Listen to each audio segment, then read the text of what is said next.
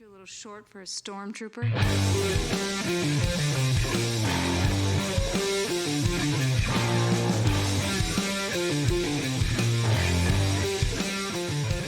What's up, nerds? Welcome to another episode of the Multiverse Report. We are recapping the week's nerdy news from Lothlorien to Jersey City and everywhere in between. My name's Mike Gibson. With me, as always, is Steve Haller. What's up, Steve? Well, a lot of talking to you today. Since if anyone hasn't been with us, we've already recorded 2 pods. The reaction to Ms. Marvel's episode 5 and 6, including the season finale, episode 6. And Mike gave us a nice recap of Thor: Love and Thunder since I haven't seen it. And you can check both of them out on our feed. I think Thor we're going to push till Tuesday just so you guys don't get every single episode all at once. Yeah, we don't want to overwhelm you guys, but we do want to give you all the nerdy news that we can. So yes, we recorded 3 episodes in one night. It's very late right now, and we're just starting our normal episode. So, you're welcome. Thanks for sticking around. Thanks for listening. Thanks for staying up late with us, Steve. I'm talking to you specifically. Mr. has to be awake at 5 o'clock in the morning. Oh, I've only got to drive 2 hours at 6. It's fine. Okay, you're good then. All right, we are kicking things off. I got to say, the week before San Diego Comic-Con, not a huge news week. No. We're not scraping the bottom of the barrel. There's some cool things we're going to be talking about, but, it's very evident to me that these big companies are holding off on their news, and they have plans for San Diego. So our next week's episode will probably be a huge one, and I will say right now that next week's episode is going to come out. We're going to record next week's episode on a Tuesday night. We normally do Sundays. If we need to skip Sunday, we'll do a Monday. Steve's going to be out of town for a little bit longer, so we're going to do Tuesday night. So either you can watch us live on Twitch Tuesday night, or it'll be in your feeds late Tuesday night or early Wednesday morning. So just an FYI, if you're wondering early next week, where's my Multiverse Report? I need to know the San Diego Comic-Con recap. We have not abandoned you. We're just pushing it out Tuesday night. That said, if anything happens in the first 2 days of San Diego Comic-Con, I will still be in town on Friday. So if something major drops, we can always pick something up. So I think we're gonna get some major stuff. So maybe that'll happen. I don't know that I'm doing anything next Friday. So there we go. Recording a podcast with you. We'll figure it out. We'll take it as it comes. And I think is it DC and Marvel both have panels on. Or Warner Brothers and Disney, I think, Marvel has panels Friday night.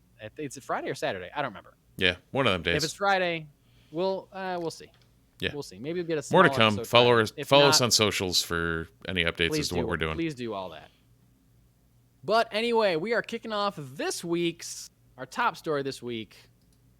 The biggest thing that happened this week. We're talking about the new full trailer for Lord of the Rings: The Rings of Power. Now, we talked about a teaser for this trailer we got last week where many different people, different races over the Middle Earth were watching some kind of meteor fall from the sky. This full trailer had a couple of those shots, but really didn't do a whole lot with that meteor, whatever that is. It had wide range of shots of all kinds of people in all kinds of situations in all kinds of places. Steve, what did you think of this trailer for Lord of the Rings: The Rings of Power? I don't know if you could visually make something that good without the $500 million budget. It definitely looked the part. Yes. I was absolutely stunned with what Khazad-dûm looked like. In the Lord of the Rings series of movies, we see the Mines of Moria. They call it, and Gimli famously says, they call it a mine. And we saw what it was in its glory, which was not a mine. It was this entire, everything dwarven, mines, living space, giant kingdom, even plants underground. It happens. It was just this stunning representation of Khazad-dûm. And that somehow stood out to me the most, even with all the rest of the stuff we got. Yeah, I really like this trailer. Definitely highlights young Galadriel, who, they've said this, but it's also clear from this trailer she's going to be a main character of this show. And there were a couple shots of close-ups of her eyes where I really felt like she looked like Kate Blanchett, or like her eyes looked like Kate Blanchett's eyes, like she could grow up to be Kate Blanchett. Well, yeah, and it reminded me. I don't know if it was how they shot it, but it was the same, like when Galadriel's coming to Frodo in the vision, like that kind of close up we had of her eyes and nose, and I think that was kind of what drew the connection, was like that similar framing. Yeah, I feel like they're making this as a prequel to those movies without saying that there's a prequel to those movies. Like, yeah, I mean, in case they're not allowed to say that or something, but I feel like. Or I mean, they've said like we're gonna be our own thing, but like I don't know. Everything that I've seen so far seems like this could lead up to those movies pretty well, pretty seamlessly. Yeah. And that's, I mean, when you're leaning into Galadriel and Elrond being the two known main characters, like the ones that we knew from the other age, like okay, you're kind of leaning into this a little. Like they certainly could have cast someone that looked less like Kate Winslet. For Galadriel, if they're trying to really be their own thing, they could have cast a black person or something. But nope, blonde hair, blue eyes, looks a lot like Kate Winslet or Kate Blanchett. Yeah, not Blanchett. Kate Winslet. Too many famous Kates. Then I mean, at the same time, young Elrond doesn't really look. That's true. He amazingly like what's his face, Agent Smith. Yeah, Red Skull. Yep. Hugo What's Weaving. His name? Hugo Weaving. Yeah. There we go. I was like tip of the tongue. I know it's there. Yeah. Good point. Yeah, he doesn't really look like Hugo Weaving. You're right. Anyway, yeah, there was like a lot of like, yes, it looked great. It definitely. I mean, at least this trailer for me lived up to the. Okay, they spent $500 million in this show. It's got to look like the greatest show ever, and it looks great. Like there are some. Wide shots of scenery and landscapes that clearly are CGI, but they look amazing. Mm-hmm. And there are some like flyover shots of mountains and stuff that they stole all the VFX artists that were supposed to be doing the Marvel stuff. It's all coming together now. That $500 million went to pulling the VFX artists away from doing the Marvel stuff. Did they steal them, or did they just pay them an appropriate amount and give them an appropriate amount of time to make something look great? That seems more likely. Seems more likely. If you're wondering about this conversation, check out last week's episode, because we went deep. Yeah, for sure. But yeah, some of these like flyover shots, they look like practical shots with like maybe they maybe added some people walking or something digitally, but I don't know. It looks great. It looks really good. I don't know. Everything I see about this show makes me more excited for it. Absolutely. Yeah. Anything else you need to say about Lord of the Ring? I know it's this. No, and I think we're going to get another panel next week at Comic-Con, so we'll probably dive even deeper. So it's I think at this point, like, I mean, them leaning into the Harfoots as the the Hobbit-like race that we're supposed to connect with, and they're going to be the tail of the tape between them and the two that we know. Yep. So it set up a lot of things that I think on face value they should be able to knock home, but we'll see what happens. We will see what happens. And Steve and I haven't decided if we're going to cover this show week to week yet. It's definitely a contender. I think at the very least we should cover the first episode and the last episode. I feel. Oh, absolutely. This is definitely a prime contender for a spin-off recap series. I'm personally going to say that even though I want to watch it and will watch it week in, week out, I think the week in, week out She-Hulk is going to be dropped off just because we've had so much Marvel content recently. I agree. Yeah, I'm voting against She-Hulk just because we've covered every Marvel show since we started doing this. Right, and this is nothing against Jennifer Walters or Tatiana Maslany in any way, shape, or form. But it's a sheer volume thing at this point. Yeah, I feel like we can't do this and House of the Dragon. I feel like we have to pick one high fantasy show. Right. So I'd say we definitely at least hit both of the first episodes, and then we can decide from exactly. There. I agree, and we'll probably do Andor because we love Star Wars. Like we can't not do a Star Wars show, right? That's the one we have to do. Yep. So. Yep. All right, Rings of Power coming to you early September 2nd. Second. First weekend of September, right? Yeah. Which is the Wednesday or Friday after House of the Dragon drops. Yeah, it's crazy. Because, you know, we needed that to happen.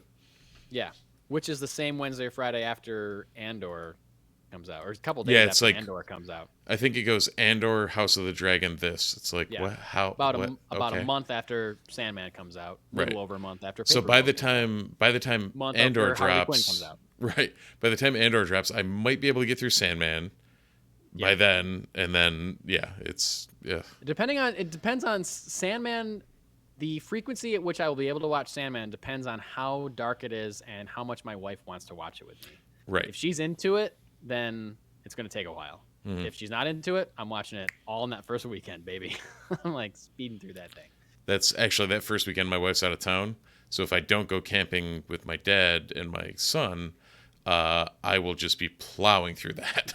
Yeah, you know what? It might be a thing where I just watch it and tell her if she would like it or not. Right. Like that she'll watch the first episode and be like, you can watch the rest of it. Let me know if I should watch the rest of it.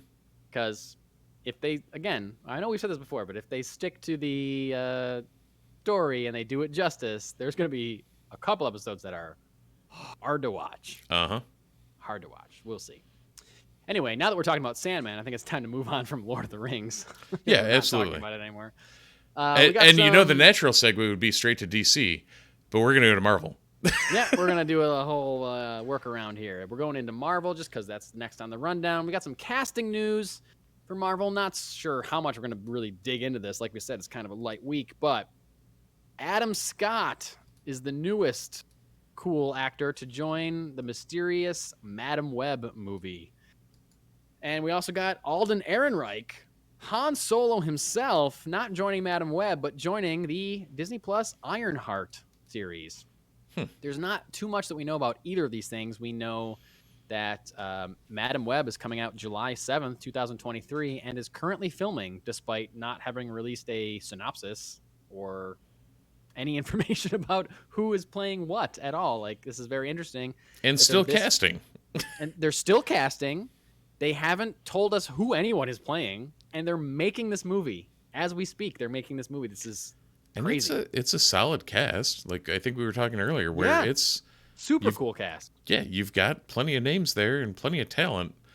But who knows? I mean, Sony's done less with more. Yeah, Dakota Johnson, Sydney Sweeney, Adam Scott, Mike Epps, a couple other people that I'm forgetting. I know that they've announced. Right. But, I mean, we've had for the past 7 months, every week a Madam Webb casting announcement. So I know. Yeah. Crazy. Han Solo, Alden Ehrenreich as again, we don't know who he's playing in Ironheart, but I like that he's coming back. The only thing we know about Ironheart is really that Dominique Thorne is playing Riri Williams, but she's going to make her MCU debut in Black Panther: Wakanda Forever, and then get her own spin-off show as Ironheart, where she will invent her own Iron Man-esque suit and become her own Iron Man-esque superhero. Any idea who Alden Ehrenreich may be playing in Ironheart? No, I have none. You know who I wanted to be playing? Who's that? Han Solo. That'd be a crossover. I don't think that's going to happen. It'd be definitely a crossover. I am just hoping. Here's why I'm glad. Technically, Star Wars is a Marvel property. That's true in comic book form. Yep. I'm happy that he is back in the Disney boat of things, because I hope that this means we're going to get him as Han Solo again in a Disney Plus Star Wars show. Right. Because now he's back in the family, and this is just the first thing that we're able to announce. He's going to be in this Ironheart show, but also we're developing Solo 2 via Disney Plus, or the Lando show, and he's going to be in that, whatever. I don't know. I've said on this podcast before, I think the Solo movie is great. I think he's great in it, and I would love a sequel to that movie, or I would love to see him as Han Solo return again, especially we're not getting any more Harrison Ford as Han Solo. We know that for sure. So I just want more Han Solo, and I want him to do it. So he's in the Disney world again. Make it happen. Hopefully he's signing deals left and right. Adam Scott. I love Adam Scott. He's very funny. He's hilarious in Parks and Rec. And I know he was I haven't seen the show Severance. I know that Severance is kind of like a big hit for sci-fi fans. I would love to watch it, but I don't have an Apple TV Plus subscription, so I'm not going to. but I like him in everything that I've seen him in. So if he's joining Madam Web, it's like another check mark in the box of that movie. Besides not knowing anything about it and having it be a strange idea to base a movie on, or a strange character to base a movie on, besides that, the only negative thing this has going for it for me right now is that it's written by the people that wrote Morbius, which was a terrible movie. Yeah, hindsight. But yeah, you made an ooh sound a few minutes ago. What'd you make? Yeah, I caught a whiff on the interwebs of rumors of who Erenrich could be playing. And who's that? Well, you remember Ironmonger, Obadiah Stane? I do remember Obadiah Stane, played by Jeff Bridges. Yes. Well, he, the dude himself, had a son created by Matt Fraction, Ezekiel Stane. That's right. I know about Ezekiel Stane. So that's one of the rumors I saw tossed out there. So we'll see. That wouldn't be bad. It wouldn't be bad. It's like a little too on the nosy, I feel like, for me. Like, Iron Man fought this guy. Now Ironheart's going to fight this guy's son. It's like, okay. It's very comic booky. It's very comic booky. It's very coincidental. Yeah, for sure. Yeah. And it'll also, I guess, a lot of that, whether that works for me, will be predicated on what happens with Riri in Wakanda Forever. Yeah. So we'll see where that goes. We'll see where that goes. Chugging right along, moving from Marvel into DC. We got some quotes about the upcoming Batgirl movie from the directors. The directors, Adil Arbi and Bilall Fallah, who directed Ms. Marvel, showrunners for Ms. Marvel. I think they directed at least the first and last episode of Ms. Marvel, and I know they developed the rest of the show and were showrunners for the rest of it. But they were asked kind of what they're to compare both projects. And, because I mentioned when we started doing our first Ms. Marvel recap about how I really liked, the things about like the text messages showing up on the sides of buildings and stuff, and like really inventive ways, like, they're driving past graffiti and the graffiti is coming alive based on what they're talking about as driving past, like all this like kind of vibrant, big stuff. Yep. I really loved because I was like, ooh, are they bringing this to Batgirl? We'll see. So Adil Arbi compared Batgirl to Ms. Marvel by saying this. Well, the thing is that Batgirl is also an origin story, but obviously Batgirl is in Gotham City, so it's going to be much darker than Ms. Marvel. And our main character is older. I mean, she's not a teenager. She already has a job. But I think that we're still going to try to have the same visual vibrancy that is our trademark, you could say. And homages to the comic book, homages to the animated series of Batman the Animated Series, and the Tim Burton movies. So that's what we're trying to do with that. But obviously it's going to be a bit darker than Ms. Marvel's world. I think that this makes a lot of sense because Batgirl, being attached to Batman, inherently you're in a darker realm than something that's bright and amazing, like, bright colors and happy teenage bounciness, I guess, like Ms. Marvel. But preserving a little bit of that for Batgirl makes sense, but also she may be a more serious character. She's a little bit more, I don't want to say dedicated, because Ms. Marvel was very dedicated, but to what she wants to do. But I don't know. They're just different characters. I love the fact that they're saying homages to Batman the Animated Series and the Tim Burton movies. That makes tons of sense, considering the character and also considering that this is the return that Michael Keaton's coming back as Batman for this movie, we know. So that makes perfect sense they would homage the Tim Burton movies because Michael Keaton's Batman came from a Tim Burton movie. Mm-hmm. So, it seems like it's going to be darker. It seems like it won't have the lighthearted touch. There probably won't be any kind of dance sequence in a home to show the inner feelings of the main character, which I love in episode 2 or 3 of Ms. Marvel or whatever that was. But it's not going to be any quirky Home Alone scenes in this one. Yeah, probably not. But I do love. They mentioned a visual vibrancy that they have, as they refer to it as their trademark. The only other thing I know that they've directed is Bad Boys for Life, which I did not see, but I know that is a big, humongous action movie that deserves some visual vibrancy, and I heard good things about that movie. So, I I am still very excited for these two to be tackling Batgirl. I'm very excited to see what they do with it. Especially, we've heard rumors that Dick Grayson's going to be introduced, possibly even as Nightwing as well. So who knows if we're going to get flashbacks to like her being a younger Batgirl or younger Robin or whatever. But they say it is an origin story, so I don't know. Anyway, I'm excited for these two to tackle Batgirl. I'm excited to see what it what it comes out as. Last we heard, Batgirl was supposed to debut on HBO Max later this year. I would be surprised if that still happens, considering that it very much seems like this is a movie that takes place after The Flash was supposed to change whatever continuity gets changed in order for J.K. Simmons's Commissioner Gordon to be interacting with Michael Keaton's Batman. And we know that The Flash is just surrounded by uncertainty based on the actions of the star Ezra Miller. We don't know what's going to happen with that. So that may end up determining the fate of Batgirl, unless they just want to drop it and say, screw it. It's not going to make sense, but it's just still a good movie, so just watch it.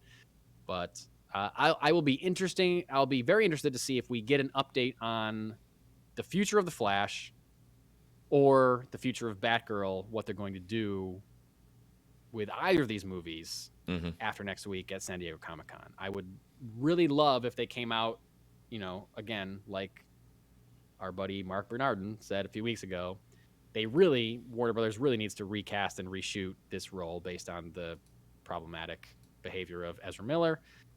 I hope that we get that announcement at Comic-Con. I hope they come out and say, we're going to reshoot it, we're going to recast it, and this is what we're going to do. And, in the meantime, you get Black Adam and you get Shazam and you get whatever else. And see what happens there. Here, and it would be great. Like, hey, drop the Flash and then drop Batgirl. Recast, reshoot is what you need to do for the Flash. Figure that out.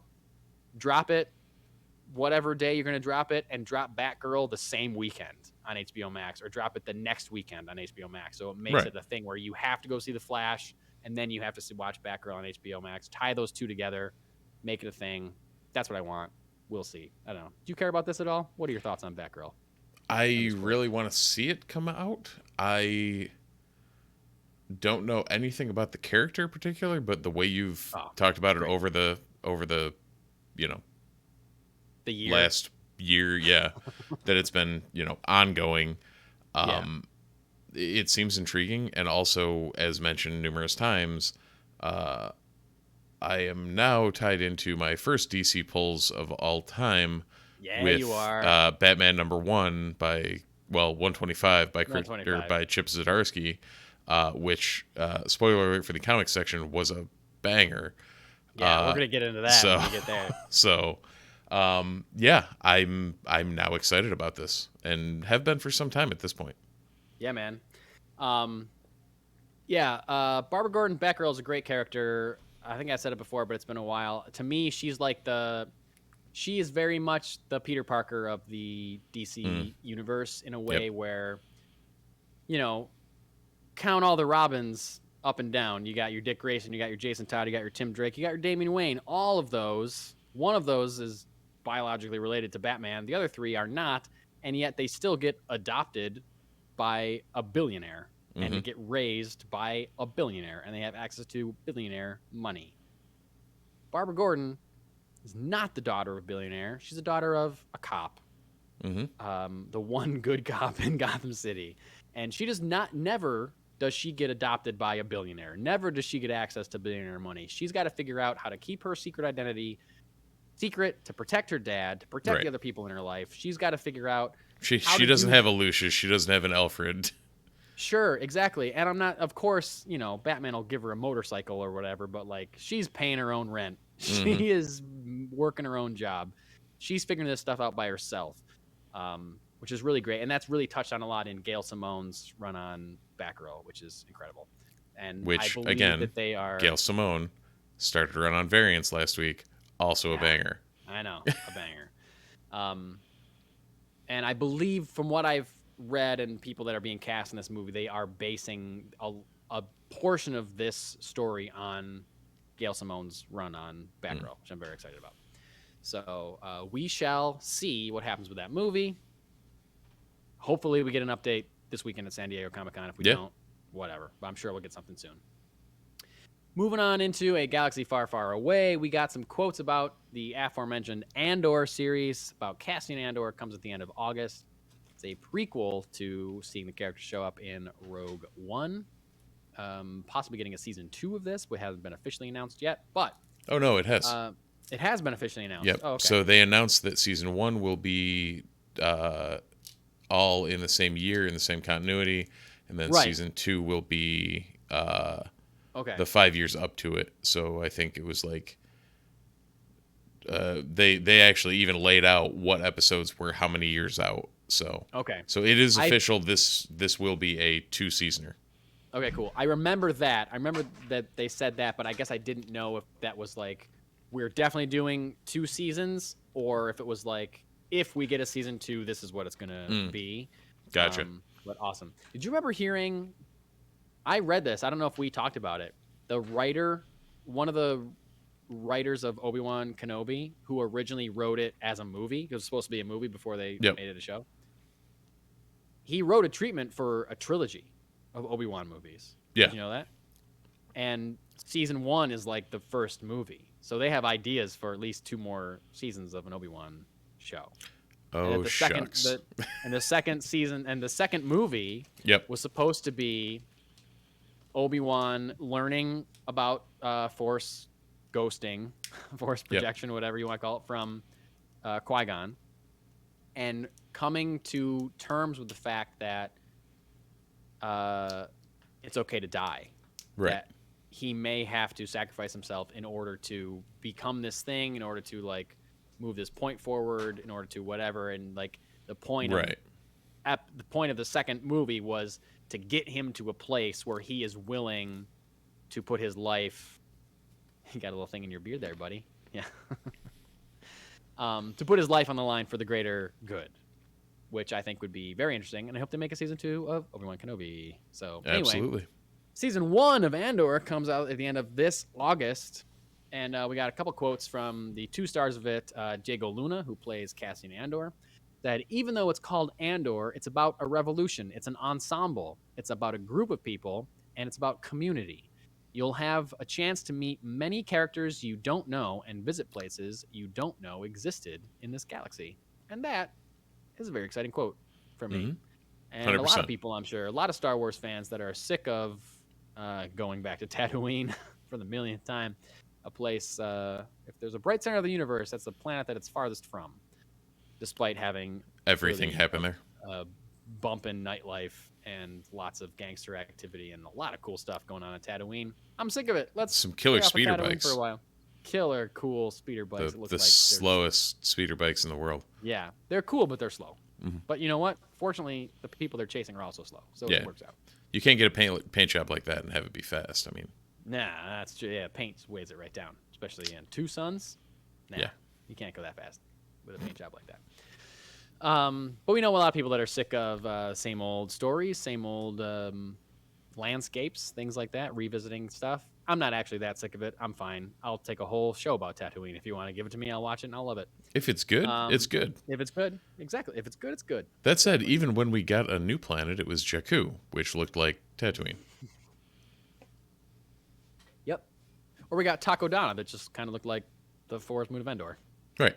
Yeah. I mean, there's only so many like. Hey, there was a lake at Takodana. Come on. That's true. There was a lake. You're telling me there's no lake on Endor? I'm sure there's a lake on Endor. Where else would the Ewoks bathe? Either of those Ewok movies, did we get a lake? I haven't seen Battle for Endor in quite some time. It's been a bit, but I'd assume like somewhere near Bright to Your Village, there's probably a lake somewhere. Probably a lake. Yeah. There's got to be some kind of body of water. We also got a quote from Genevieve O'Reilly, who's playing Mon Mothma. Genevieve O'Reilly first played Mon Mothma in a deleted scene from Revenge of the Sith. Mon Mothma is obviously a character that has been we saw her first in Return of the Jedi, right? Yep. Yeah. Many Bothans died retrieving this information. Leader of the Rebellion. We saw her also in Rogue One, played by Genevieve O'Reilly. She first played, she looks a lot like the actress. She's not the same actress that played her in Return of the Jedi. Genevieve O'Reilly just looks a lot like that actress, which is why she was cast to play a young version of her in Revenge of the Sith. We saw her again as Mon Mothma in Rogue One. Yep. Did she voice Mon Mothma in Rebels? Mon Mothma's in Rebels, right? I don't know. She did show up in Rebels, if I remember the right. character is in Rebels. I don't know if she voiced her or not, but this is a certainly the or at least was it Rebels or Clone Wars? I do not remember. Yeah, my friend. She showed up Possibly in animation. Both. She showed up in animation. This is clearly the most that we're going to see of this character, and as this quote says from Genevieve O'Reilly, she says, "The idea of learning about this character, for me, as much as for anyone else, through a long-form narrative was really interesting.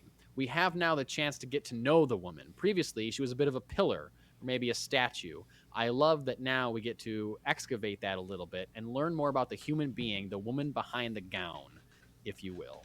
And I like this a lot because, yes, we see Mon Mothma as this, like, hey, I'm the leader of the rebellion. This is your plan to destroy Death Star 2. Many Bothans died retrieving this information. Or we see her in Rogue One saying, like, no, you're not allowed to go do this. Or, okay, you went and did it, then we're going to send all your ships after you. You know, like she said, a pillar, a statue. She's like a one-dimensional. I'm the leader of the rebellion. That's what I'm here to do. I'm here to lead you. Seems like we're going to get a little bit into more of who she is, where she came from, what she's about, what she does. And even from the trailer that we saw a couple more interesting shots of her living a life and not just giving a speech in front of rebels that are about to get blown up. So I'm excited about that as well. Steve, any thoughts on these quotes or about Andor and what you're looking forward to? No, I think both of them, lead me to be quite excited because it's not like I wasn't before. The fact that Luna's mentioning that there's a lot of new people and places might get me more excited than anything. The best that Star Wars has been in the post A New Hope era has been when a lot of things are happening that don't revolve around all the characters we're all completely familiar with. Yeah. So the fact that they're branching out and able to tell their own tale instead of trying to slot it into a mishmash of whatever George created so many years ago, it gives them the freedom to create what they want to create. And I think that should work out well. Like Rogue One we've mentioned it before. It's my second favorite movie, like behind Empire. It's that good. And that was all characters we didn't know outside of one dude in black that showed up at the end. Right. Yeah. Yeah. I think we should brace ourselves, though, when she says, like, we're learning more about a character that we don't know that much about. I think we should brace ourselves for fan backlash of not liking what we find out about that character. Oh, yeah. 100%. You've seen the Star Wars fan community before? Yeah. Oh, for sure. I'm sure, like, they're going to be like, oh, another woke, whatever, like, just dumb criticism that they throw at anybody that, is anti, it's people that misunderstand Star Wars and think it's not anti-fascism to begin with. They're the same people that don't understand what Rage Against the Machine was raging against. I was just going to say that. I saw people this week on Twitter saying, like, oh, this band, not just another woke. They just, what are they doing? They're becoming political. Like, you don't think Rage Against the Machine is political? You're an idiot. Sorry. You don't think Star Wars was political? You're an idiot. Watch it again. Yeah. It's political. It's always been political. Anyway, moving on from Star Wars into comics. This week we got an announcement. There were some big layoffs at Oni Press. This is a publisher out of Portland, Oregon that is known for books like Scott Pilgrim. That's probably their biggest one. Also Madman and Rick and Morty titles. They also do creator-owned books from the likes of Kevin Smith, Greg Rucka, Joel Jones, and Frank Miller. Like, pretty heavy-hitting names. Some names there. They announced some major layoffs this week and also pulled out of their booths and panels at San Diego Comic-Con, which is this weekend. So definitely something's going on at Oni Press. A lot of people in the industry kind of spoke out about the layoffs, people that were fired, posting directly on Twitter saying, this is my last day at Oni Press, and I'm not happy about it. People accusing Oni Press of ditching all creator-owned titles in favor of recognizable IP to kind of set themselves up better for the future, accusing the publisher's parent company, Polarity, of just gross mismanagement and not knowing what to do with a publishing company and not realizing how much money they would have to pay, cost cutting to kind of line their own pockets, kind of accusations. Oni Press responded with a press release saying, quote, "With wildly sensationalistic rumors circulating and false information spreading, we'd like to reiterate that the recent personnel changes were made for the sole purpose of evolving the company and brand and positioning it for long-term success." They also mentioned how 3 times in their response, they mentioned that how they were dedicated to creating good or great or whatever, quote unquote, content. They did not once mention the word comics or comic books. And I don't know. Stop calling things content. Just call them what they are. Like, that just bothered me. When I read that statement, I was like, stop, just say comics. Like, what content? Like, that's such a buzzword. That's so annoying. Like, it's the definition of is saying content. things without saying things. Yeah, exactly. Just, I don't know. They starting it off with saying, with wildly sensationalistic rumors circulating. I was like, it just felt like, I don't know. It felt like a shitty response to just firing tons of people. Right. Just put it out and say, listen, we're shifting the company. We understand, this isn't optimal, but this is where we're pivoting to, and this is why we did it. Like, own it. Don't just say, everything is a rumor, everything is wrong, fake news, enjoy. Yeah, exactly. Which it sucks, but like, if Oni is really just pivoting away from comics, I guess it makes sense why they laid all these people off. Yeah, if they're pivoting into just content, I don't know. We shall see. We'll see what that content is, and if it's worth talking about, we'll probably talk about it. Yeah. Also, turns out Daredevil #2, the new Chip Zdarsky run with Marco Cicchetto on art. Issue 2 of that run comes out soon, but issue 2 is actually the 650th issue of Daredevil, which calls for a celebration, my friends. Marvel has announced that this issue 2 will actually be known as issue 650 and is going to be a oversized issue that pays tribute to the character's longevity and legacy in the comic book industry. There's going to be a lot of other artists and writers joining for this issue, including Rafael de la Torre, Alex Maleev, Paul Azaceta, Phil Noto, Chris Samney, Klaus Johnson, Mike Hawthorne, Ann No Kenty, and John Romita Jr. So lots of cool names on Marvel's Daredevil 650 celebration. Steve, did you pick up #1 of the new Chip Zdarsky run on Daredevil? Sliding off camera to hold it up. Yes, he did. Awesome. Which, again, we talked about what Zdarsky did on his Batman 125 in the sense that it was great. Daredevil 1 also set the stage for this run pretty impressively. So, Sorry, go ahead. Oh, go for it. No. I was going to ask, is it a good jumping on point? Because he's been on Daredevil for years. Yes. And this is like a new run. Like, it's starting. He already had a Daredevil #1. I'm pretty sure this is his second Daredevil #1. It is. I would say it's a good jumping on point. It's post. Okay. So his original Daredevil run led into Devil's Reign, the crossover event. And this is the one coming out of Devil's Reign. So this definitely would be a good, if you're going to pick up a Daredevil book, this would be a good place to start. All right, good to know. Maybe I will have to go back and grab that because I didn't grab it last time I was at the comic book shop, but maybe I should pick it up. Speaking of comic book shops, this week in your local comic book store, you got Alien Annual #1, Artemis Wanted #1, Avengers #58, Batman Superman World's Finest #5. They're already on #5. I must have missed at least 2 issues. I'm not happy about that. This is why a pull list is a thing, Mike. I know. I should have put it on my pull list, and I didn't. Black Adam #2, Bloodstained Teeth #4, Catwoman #45, Deadpool Bad Blood #3, Fables #784, Florida Man #1. I put this on because it's an inside joke amongst our friend group. This is a shout out to Matt Paseda, Adam Karki, anyone else listening to this. Florida Man #1. Ice Cream Man, number 31. Jurassic League, number 3. Miles Morales Spider-Man, number 40. Nightwing, number 94. The Rocketeer, The Great Race, number 4. She-Hulk, number 5. Star Wars, number 25. Star Wars, Han Solo and Chewbacca, number 4. Yosagi Yojimbo, number 29. And Venom, Lethal Protector, number 4.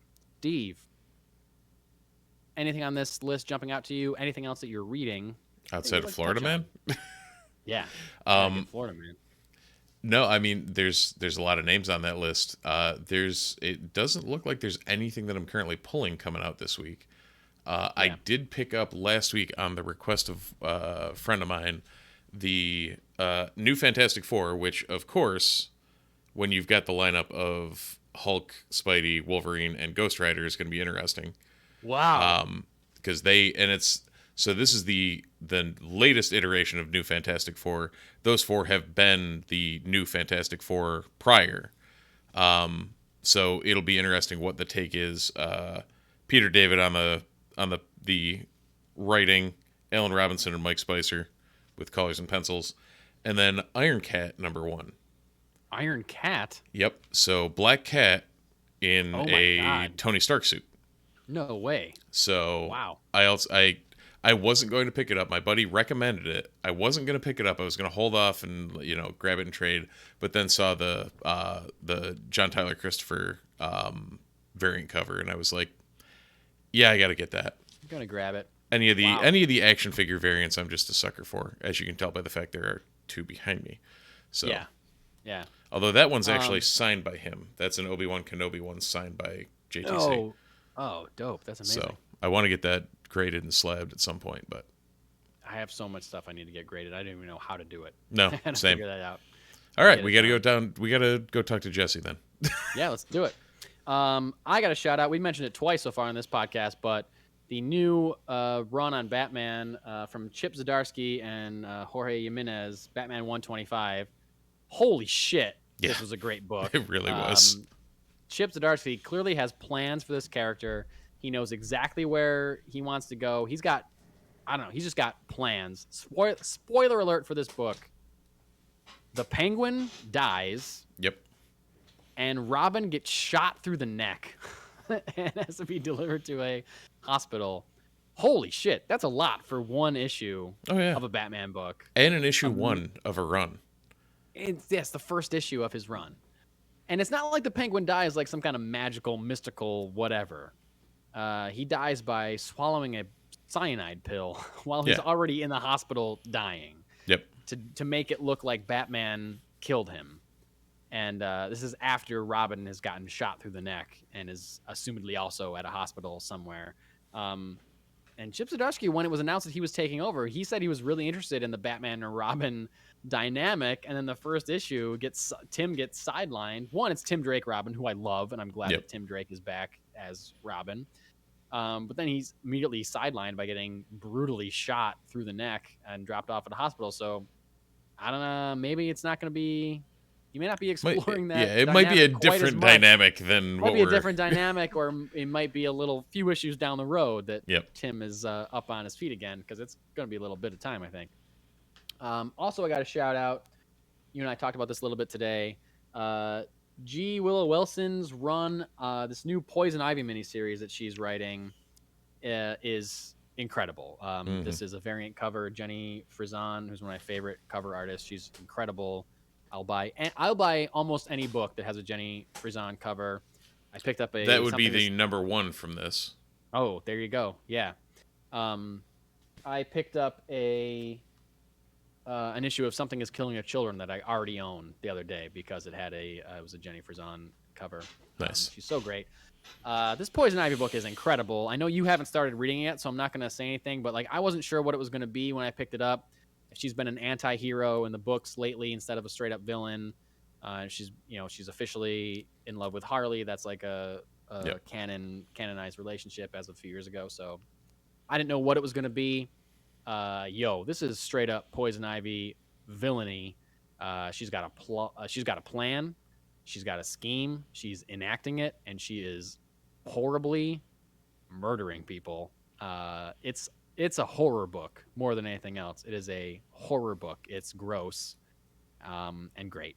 So Nice. if you're looking for a mainline DC book, if you're looking for a cool horror book masquerading as a mainline A-listing DC villain character, pick up this Poison Ivy, couple Poison Ivy books. There's only 2. I think it's a 6-issue miniseries, so it's not even that big investment. Right. And if you saw these covers, you would not think this is a horror book. You would be looking for something like, Something's Killing the Children covers for a horror book. Yeah, exactly. But it's crazy. She's ruthless. She's ruthless. It's amazing. That's all I got for comics. I think I am. I'm trying to dig into. I finished, like I said last week, I finished Paper Girls, and I'm trying to jump back into. I got a bunch of floppies that I gotta catch up on for sure, including Something Is Killing the Children. I'm a couple behind there too. Yeah, for sure. And then I did see, my problem is I keep getting trades too, so it's like I'm working through Strange Adventures. I just picked up trade 1 of Umbrella Academy, Sandman. Ooh, wow, nice. Yeah. So I'm like, I've got all these things I need to do, and then the floppies keep coming in, and I've actually been reading the floppies lately. So I gotta figure out where I'm at. This show, and you gotta watch this movie, and all this other stuff that's happening. And also, raise children. Yeah. Minor details. And be a husband and host a podcast once a week. There's a reason we start this at 9:30 at night, Mike. Yeah, no, I know. And there's a reason we got to wrap this up, and that reason is that you got to wake up super early in the morning. So Absolutely. We're going to move on into one-shots, and thankfully for you, we only got 2 one-shots this week, Steve, and why don't you kick it off with our one-shot number 1? Yeah, the first one is Daniel Kaluuya will officially not reprise his role as Wakabi in Wakanda Forever. Oh. So, it's funny because Kaluuya, in his role as Wakabi was slightly before he kind of blew up on the scene. Won an Oscar. Yeah, went from this is Chadwick Boseman's friend in this movie, to holy crap, this guy's like A-list, probably high, like A- list actor right now, coming off an Oscar win. So but at the same time, when you look at it, what's his role as Wakabi going to be? Him sitting behind bars? Yeah, or him exiled to somewhere. I know. So it makes sense. I agree. I felt like this news was being reported as some big shock, but I wasn't looking for Wakabi to return. It would have been cool, I guess, if he was, just for continuity's sake. But I don't know. I mean, we don't know anything about what this movie is really about or what it's focused on, but I don't necessarily need him to be in it.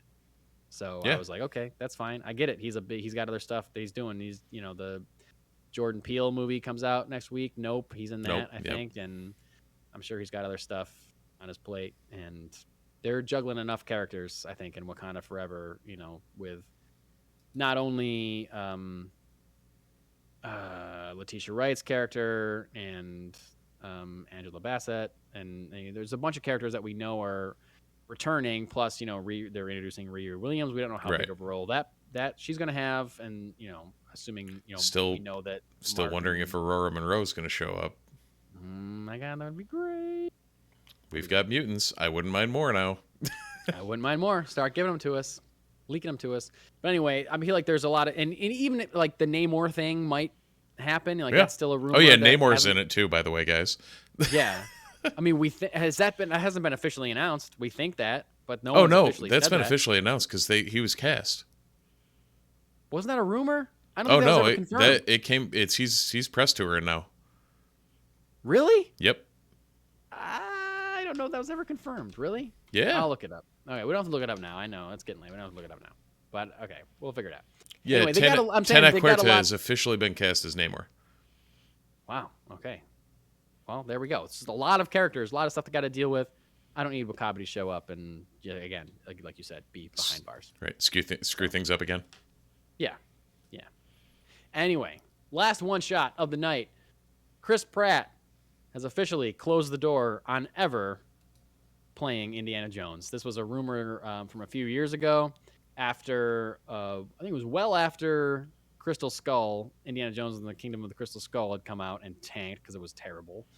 But before they announced that he was coming back in Indiana Jones 5, that Harrison Ford was coming back in Indiana Jones 5, there's a lot of rumors about like, oh, they should get a younger actor to start playing Indiana Jones, blah, blah, blah.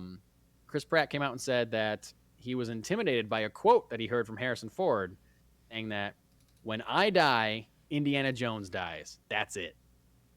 So Chris Pratt was like, oh, okay, I don't want to be haunted by the ghost of Harrison Ford if I play Indiana Jones. So I'm not going to do this. This is never going to happen. So Harrison Ford just turned 80.